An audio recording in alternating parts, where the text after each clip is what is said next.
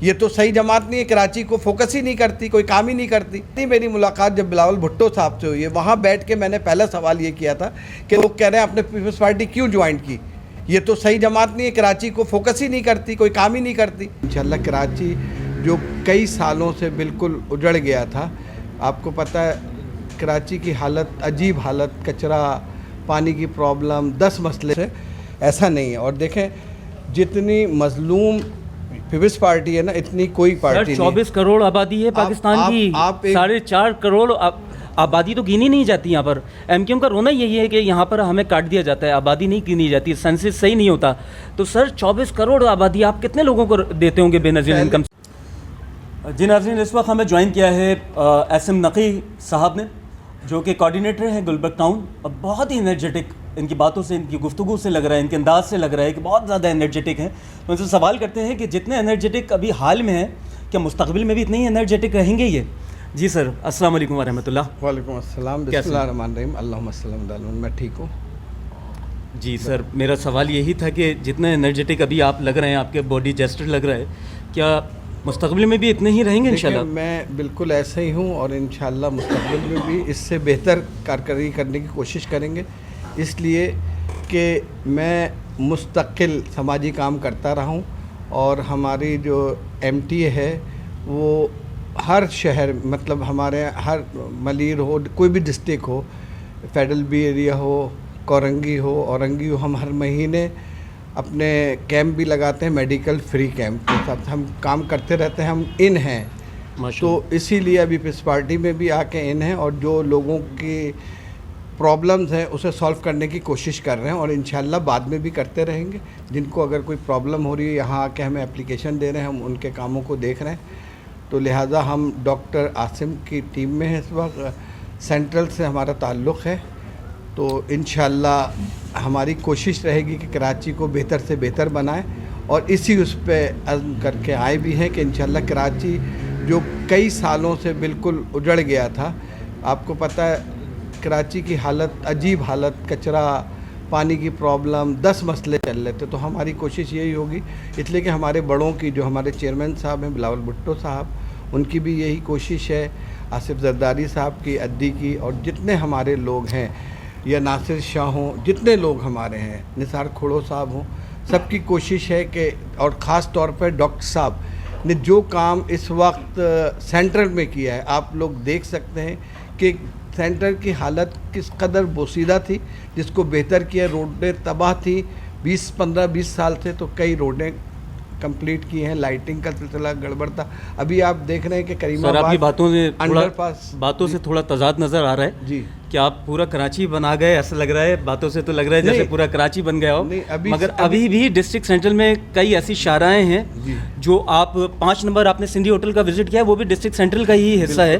آپ جا کے دیکھیں، وہاں پر گٹر کا پانی گھٹنوں تک ہے، ٹخنوں تک ہے، جس کی کوریج میں نہیں کر پایا۔ میری ایک غفلت کہہ لیں یا ناقص حکمت عملی کہہ لیں کہ میں اس کی فوٹیج نہیں بنا سکا، مجھے بنانی ہے، مگر آپ یقین کریں کہ وہ شاہراہیں بھی تو آپ کے ہی انڈر میں آتی ہیں، اس کی ذمہ داری بھی تو آپ کی ہے۔ بالکل سینٹرل میں آتی ہیں، آپ کی بات صحیح ہے، لیکن ایک دم یہ سارے کام ہو نہیں سکتے، ٹائم سے ایسا نہیں ہے۔ اور دیکھیں جتنی مظلوم پیپلز پارٹی ہے نا، اتنی کوئی پارٹی نہیں۔ 24 کروڑ آبادی ہے پاکستان کی، 4.5 کروڑ آبادی تو گنی نہیں جاتی یہاں پر۔ ایم کیو ایم کا رونا یہی ہے کہ یہاں پر ہمیں کاٹ دیا جاتا ہے، آبادی نہیں گنی جاتی، سینسس صحیح نہیں ہوتا۔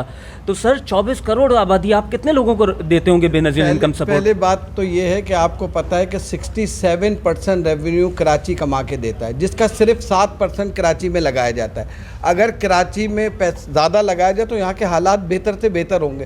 ہماری تو پرابلم یہ ہوگی کہ اس لیے کہ ہماری جب ملاقات آصف زرداری صاحب سے ہوئی، ہم نے وہاں بھی یہ سوال اٹھایا، جبکہ پہلی میری ملاقات جب بلاول بھٹو صاحب سے ہوئی ہے، وہاں بیٹھ کے میں نے پہلا سوال یہ کیا تھا کہ لوگ کہہ رہے ہیں آپ نے پیپلز پارٹی کیوں جوائن کی؟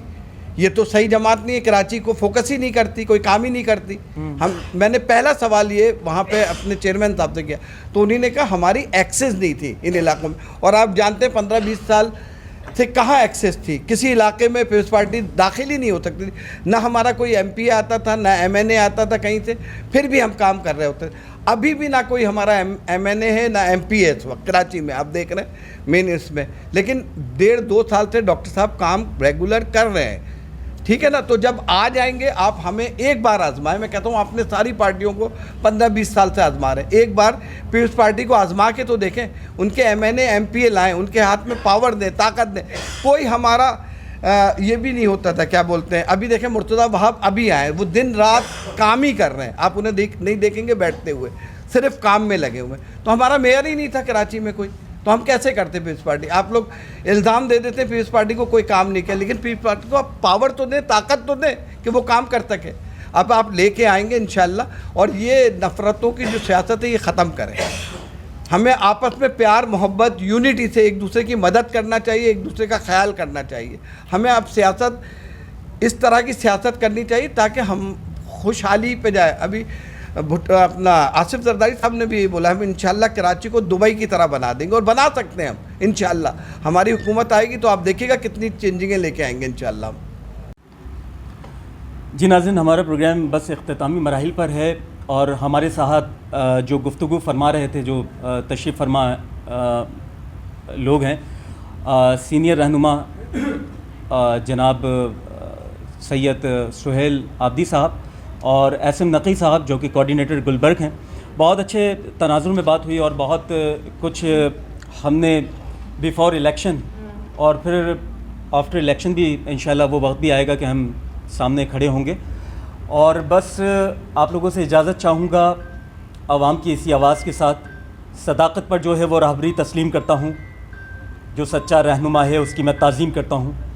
اور تعصب کو بڑھاوا دینے والے راہبروں بولو, ضمیر و ظرف کے سوداگروں اپنی زباں کھولو. تمہارا فرض کیا ہے اور یہ کیا کر رہے ہو تم, کہ جوانان وطن کے دل میں نفرتیں بھر رہے ہو تم. ضرورت ہے اجالوں کی اندھیرا کر دیا تم نے, کہ لفظ رہنمائی کو بھی آخر گندہ کر دیا تم نے. تجارت کر کے لاشوں کی محل تعمیر کرتے ہو, ارے غریبوں کے لہو سے زندگیوں میں رنگ بھرتے ہو. یہ کمزور آدمی تو کیا جانور بھی گھبرائے گا تم سے, جیو گے جب تلک شیطان بھی شرمائے گا تم سے. اور ہاں, غریبوں کے نگر میں جب بھی قتل عام ہوتا ہے, تمہارے بازو میں حسن اور لپڑ جام ہوتا ہے. تمہارے ہی اشاروں سے چمن میں آگ لگتی ہے, تمہارے کارناموں سے بدن میں آگ لگتی ہے, اور تمہیں ہندو سے ہمدردی نہ مطلب ہے.